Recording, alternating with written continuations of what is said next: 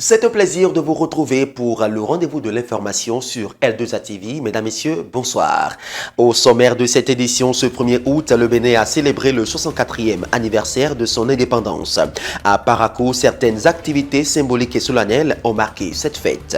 Toujours dans le cadre de la fête de l'indépendance au Bénin, notre rédaction nous plongera dans l'histoire de notre pays à travers une réalisation à suivre dans quelques instants.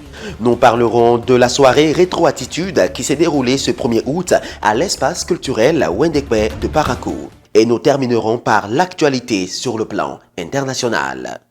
De nouveau, bonsoir. Ce 1er août, la nation béninoise a célébré le 64e anniversaire de son accession à la souveraineté nationale et internationale. À Parakou, un vibrant hommage a été rendu au fils de la nation béninoise, mort pour la patrie. Images et récits de ces instants solennels avec Jonas Obosso et Adamou Tini. «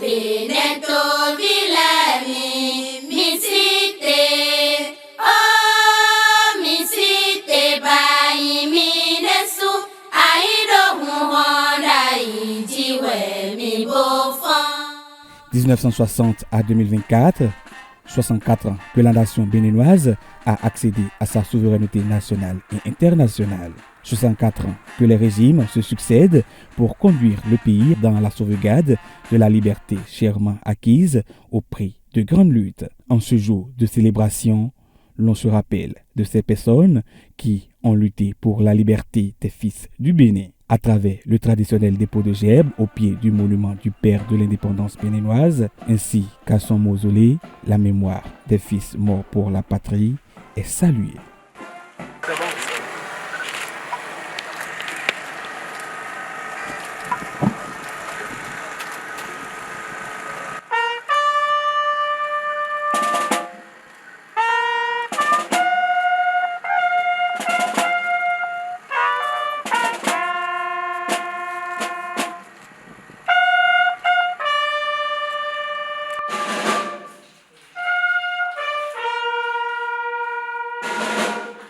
Après 64 ans, que de beaux acquis qui font la fierté du pays, mais surtout appellent à la vigilance et au patriotisme pour le sauvegarde. Au fil des ans, le pays se métamorphose dans tous les domaines, dans tous les secteurs.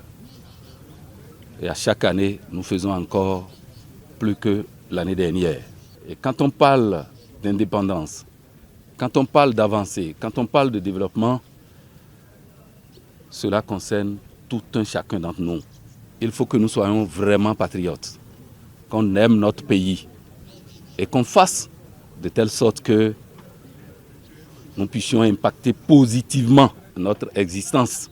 En cette période surtout un peu critique dans le nord du pays, où nous faisons face à un ennemi dans cette guerre asymétrique, demander aux uns et aux autres de faire preuve d'une vigilance des plus accrues pour qu'ensemble nous puissions donc venir à bout donc, de ce phénomène qui trouble la quiétude des uns et des autres. Voilà qui rappelle à chacun le rôle important qui est le sien pour que perdure la paix et la liberté en terre béninoise.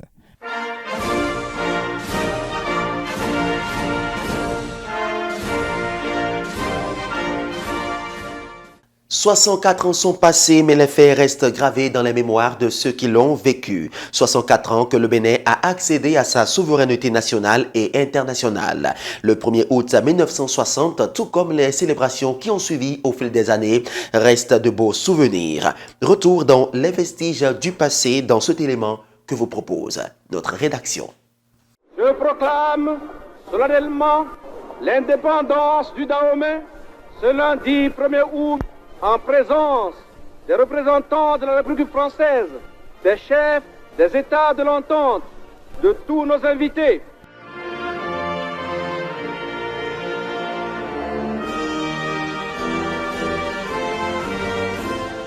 Le 4 décembre 1958, on était devenu République du Dahomey. On a quitté le statut de colonie pour devenir République du Dahomey. Et puis, si nous sommes devenus République, il fallait aussi quelqu'un qui soit comme le responsable pendant ce qu'on peut appeler une transition en attendant cette indépendance. Ainsi, il avait Souroumigan Apiti, qui était déjà à l'Assemblée française depuis 1946. Il fallait qu'on fasse un vote pour le confirmer. Et c'est là où, en 1959, là, en votant, c'est plutôt Maga qui a gagné l'élection.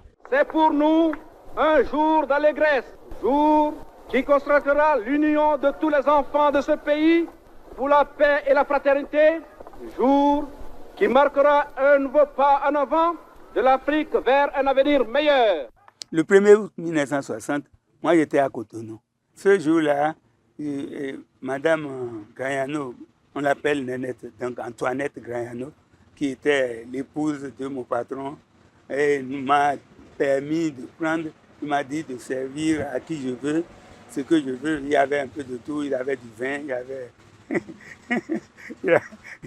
il avait surtout abondamment de vin. Nous les sochokoto do awan tando bene mi sa wan nu ba ya wan tunu les sochokoto do so wan tando bene mi sa wan nu ba ya wan oni mi temi aje nu yan ji bo je susu ji o e wa sin town oiro mi je mi de si ben kwe daho gbo bino do bene drapeau no ichi bo me bino do bene blo na yi parlant le no do awajije me hore nu no sonu me bi no sonu meto pono ipon ka eni ole me bono chino de kan e wa pon ite afan fodide ya lo pade malgré ma ya so me ma blo ni ya ipon ya afan fodide bono don esan tambe no kwe do e mo di son di blablo aller retour et no blo kilomètre womo.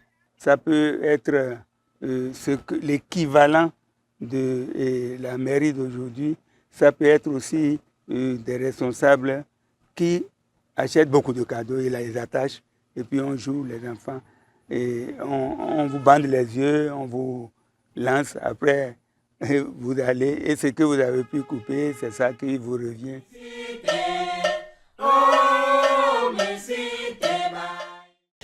Célébrer la fête de l'indépendance du Bénin dans les vestiges des années 60, c'est le choix du Centre culturel Wendekpe et ses partenaires. Ce 1er août, ils se sont encore retrouvés dans une soirée riche en images et en couleurs, dénommée Rétro Attitude.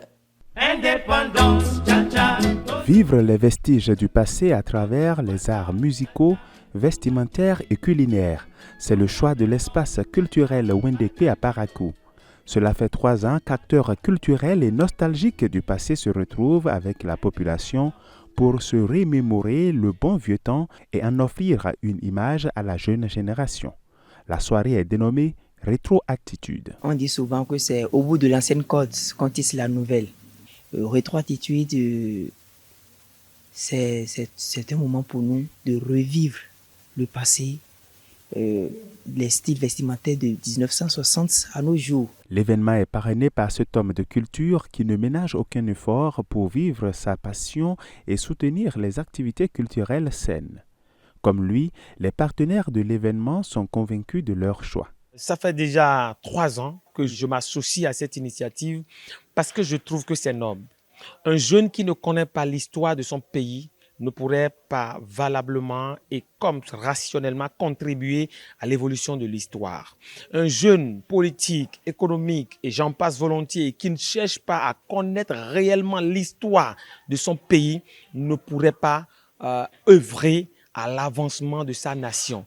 Parce qu'il va penser inventer la roue alors que cette roue-là existe déjà. Dans le public présent, des passionnés de la culture qui se réjouissent de l'initiative. C'est une soirée qui nous ramène dans le temps passé et ça fait que nous avons la nostalgie. Donc tout le temps, ça fait que ça donne envie de venir et puis on se sent dans la chose, quoi.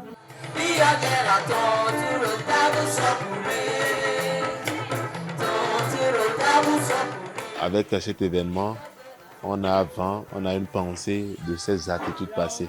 De ce que nos parents, le style vestimentaire et tout ce qu'on appelle culture. Beaucoup, même les petits-enfants, au moins ceux-là qui sont venus ce soir, même moi-même, parce que je suis encore très jeune, et on a eu une idée de ce qui se faisait avant.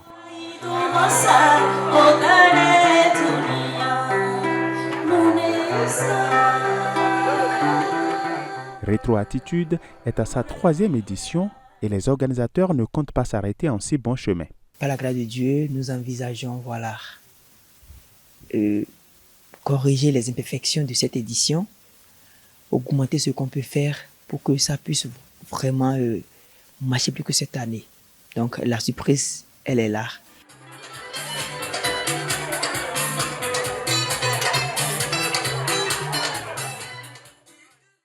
L'école doctorale des sciences agronomiques de l'eau de l'Université de Parakou enregistre un nouveau docteur. Ce mercredi 31 juillet, l'impétrant Robert Sorokou a accédé au grade de docteur en sciences agronomiques.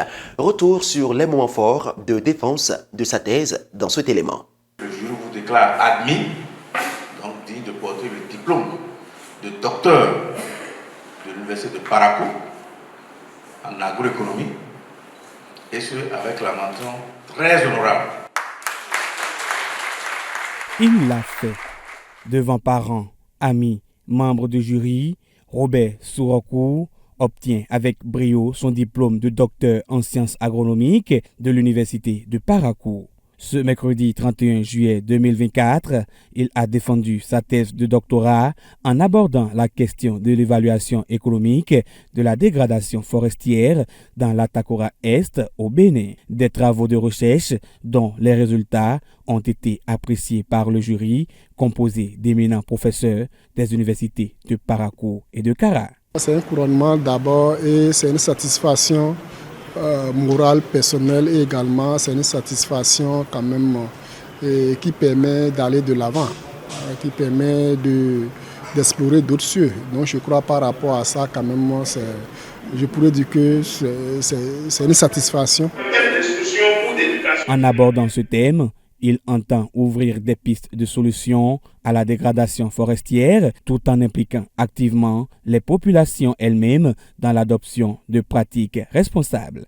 Ce qu'il faut retenir, c'est que globalement, pour des actions de protection de l'environnement, il faut associer les populations en termes d'évaluation économique. Et à travers ces résultats, quand même, on a aperçu quand même que les populations ont une bonne perception des services écosystémiques qui sont obtenus des forêts. Et de l'autre côté aussi, les populations consentent à réduire les activités qui participent à la dégradation forestière. Les populations sont prêtes également à mettre des zones pour que les espèces naturelles régénèrent. Au thème de ces travaux de recherche scientifique menés par Dr Robert Sorokou, de nouvelles perspectives s'ouvrent donc pour des approfondissements en vue de la sauvegarde des forêts dans la Takora Est et même au-delà. On prend le vol pour retrouver Blandine Sandé avec qui nous ferons le point de l'actualité internationale. Pour ce qui est des nouvelles à l'Inter, on retient en Turquie un blocage d'Instagram. Les Turcs n'ont pas eu accès à Instagram depuis la matinée de ce vendredi 2 août. La Turquie a bloqué l'accès au réseau social sans aucune explication. Ainsi, la connexion au fil Instagram est restée impossible pour les abonnés résidents en Turquie. Les observateurs font un rapport entre cet acte et des accusations de censure proférées par un haut responsable turc en cours de semaine contre le réseau social. Le directeur de la communication de la présidence turque avait vivement critiqué mercredi la plateforme, affirmant que celle-ci empêchait les gens de publier des messages de condoléances pour le martyre du chef du Hamas, un acte qu'il qualifiait de censure. Et ce jeudi, l'Amérique et la Russie ont connu un succès diplomatique inédit. Le président Joe Biden et la vice-présidente Kamala Harris ont accueilli les prisonniers libérés par Moscou après un accord conclu avec plusieurs pays de l'Occident. Cet accord a permis la libération de 16 personnes détenues en Russie et en Biélorussie, en échange de 10 Russes incarcérés aux États-Unis, en Allemagne, en Pologne, en Slovénie et en Norvège. 8 prisonniers et 2 mineurs ont été transférés en Russie, 13 en Allemagne et 3 aux États-Unis. Il s'agit du premier échange entre Moscou et les Occidentaux depuis fin 2022, l'échange de prisonniers le plus important jamais organisé depuis la chute de l'Empire soviétique en 1991. Notons que parmi les détenus libérés de la Russie figure l'Américain Evan Gershkovich, correspondant du Wall Street Journal à Moscou. Arrêté en mars 2023, il était le premier journaliste occidental jugé en Russie pour espionnage depuis la fin de la guerre froide. Un tour en Guinée pour atterrir, Moussa Dadis Camara a été condamné mercredi 31 juillet à 20 ans de prison pour sa responsabilité dans le massacre du 28 septembre 2029 en Guinée. Suite à ce verdict, les avocats du président ont annoncé jeudi faire un appel. Le collectif rejette en bloc cette décision du tribunal.